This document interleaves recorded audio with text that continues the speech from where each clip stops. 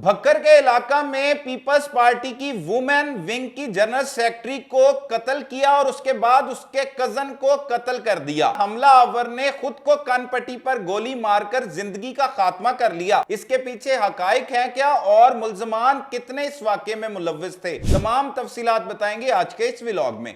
अस्सलाम वालेकुम नाजरीन, मैं हूं सलमान कुरैशी और आप देख रहे हैं मेरा डिजिटल चैनल।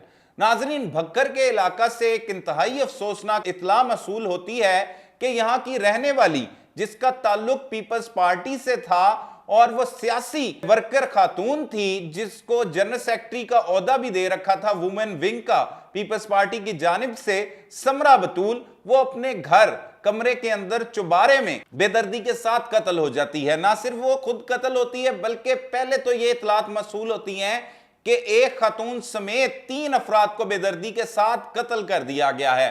पुलिस को जब ये इत्तला मसूल होती है तो सबसे पहले मुकामी पुलिस जो यहां पे थाना भक्कर सिटी लगता है वो पहुंचती है और उसके बाद यहां के डीपीओ शहजाद रफीक अवान भी मौका पर पहुंच जाते हैं और वो हालातों वाकयात का जायजा लेते हैं। एक ही कमरे में 3 मुख्तलिफ मुकामात पर लाशें पड़ी होती हैं और एक एक गोली तमाम लोगों को लगी होती है, जिससे यह वाज़ेह होता है कि जो गोली मारने वाला शख्स है उसने शुबा किया जाता है कि उसने खुद को भी गोली मार ली, क्योंकि कानपट्टी पर एक शख्स के गोली लगी होती है जिसका नाम सनाउल्लाह भट्टी होता है।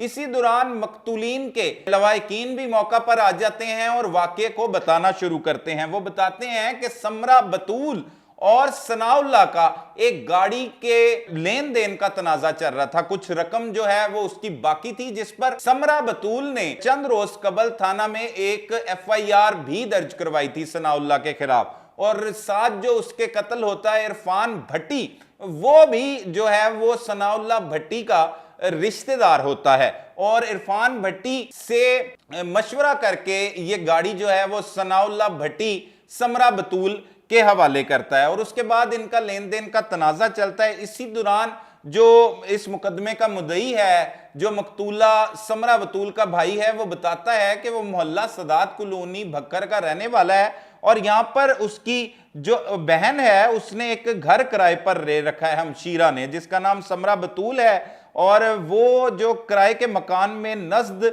मिल्स गेट चुबारा में रिहाइश पजीर थी, जिसे वो मिलने के लिए आया तो वो वहां पर बैठे हुए थे कि इस दौरान जो है वो उससे मिलने के लिए इरफान भट्टी भी आ गया। इरफान भट्टी के साथ वो साइड पे चली गई और जाकर वो उसी वाले से बातें कर रही थी कि इसी दौरान सनाउल्लाह भट्टी मुसल्ला पिस्टल लेकर चुबारे पर चढ़ा, सीढ़ियां चढ़ के सीधा अंदर कमरे में दाखिल हुआ और दाखिल होते ही उसने ये पहले पुकारा कि आप आज मैं तुमको इस गाड़ी ना देने का या गाड़ी के पैसे ना देने का मजा चखाता हूं। और उसके बाद उसने सीधी फायरिंग कर दी और फायरिंग करके इरफान भट्टी को कत्ल किया और कत्ल करने के बाद समरा बतूल को गोलियां मारकर छलनी कर दिया। जब ये दोनों अपनी जिंदगी की बाजी हार गए तो मुलजिम सनाउल्लाह ने अपनी कनपट्टी पर खुद पिस्टल रखी और अपनी जिंदगी का खात्मा कर लिया।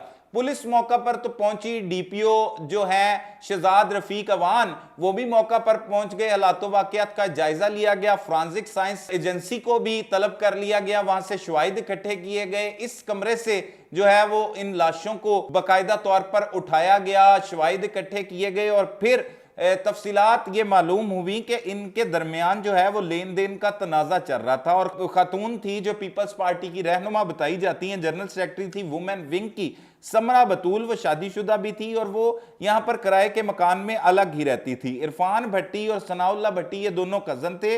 सनाउल्लाह भट्टी की गाड़ी थी, उसने वापस पैसे लेन देन का ये तनाजा चल रहा था जो शिद्दत इख्तियार कर गया और उस शिद्दत की वजह से बिलाखिर सनाउल्लाह भट्टी ने आकर बेदर्दी के साथ समरा बतूल और इरफान भट्टी को कत्ल किया और बादजा खुदकुशी कर ली। मुकदमे के मुद्दई का कहना है कि ये कत्ल की वारदात के पीछे जहां पर इसने खुदकुशी की है, इसके पीछे नामालूम मुल्जमान भी हैं जिनके कहने पर इसने इनकी बहन और इरफान भट्टी को नाहक कत्ल किया, खुद भी खुदकुशी की है। इसलिए नामालूम अफराद के खिलाफ कत्ल की दफा के तहत मुकदमा दर्ज किया जाए।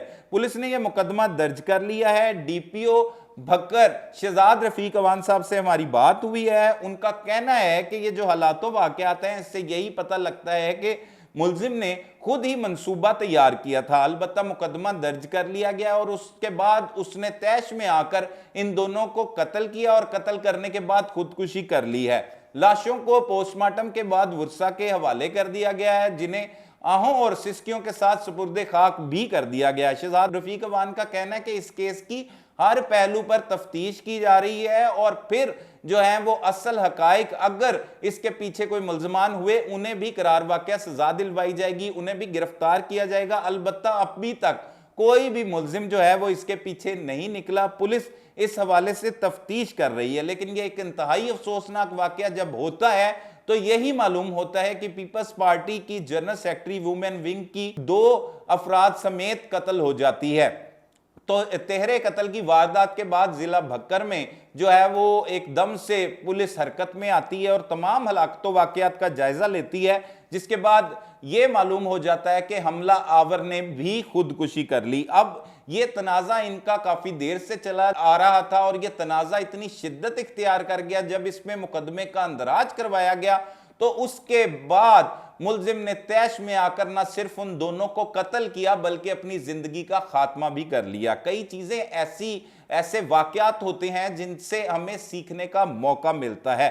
ऐसे तनाज़ात जो मामूली और छोटे छोटे होते हैं, जिससे लोग अक्सर औक़ात दिल बर्दाश्ता हो जाते हैं और फिर उनके खिलाफ कार्रवाइयां भी करवाई जाती हैं, तो फिर वो दिल बर्दाश्ता होकर इस तरह के कदम उठाते हैं। लिहाजा जो भी आपके लेन देन के तनाज़ात हैं उसे ठीक तरीके से बैठ के अच्छे तरीके से सुलझे हुए तरीके से खत्म करने की कोशिश करें, ना कि ऐसा हो कि इस तरह का वाकया कोई आपकी जिंदगी में भी रूनुमाना हो जाए और जिससे इतना बड़ा नुकसान हो जैसा कि अब हुआ। इस खातून के बारे में यह बताया जाता है, ये पीपल्स पार्टी की दरीना जो है वो कारकुन थी और पीपल्स पार्टी ने इन्हें यहाँ पर जनरल सेक्रेटरी वुमेन विंग का जनरल सेक्रेटरी बना रखा था।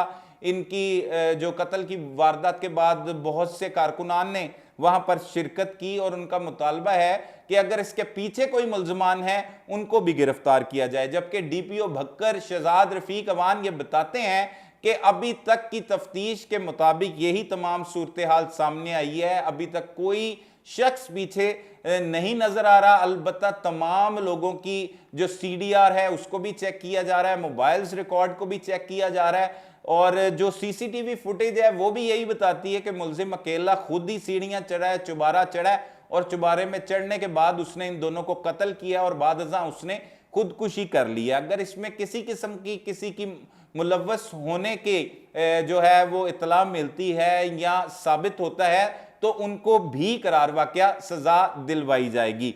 तो अब तक यही इस हवाले से तफसीलात थी हमारे पास। मजीद जो हकाइक होंगे इस केस के हवाले से उससे भी हम आपको आगाह करेंगे। तब तक के लिए अपने मेज़बान सलमान कुरैशी को इजाज़त दीजिए। अल्लाह निगहबान।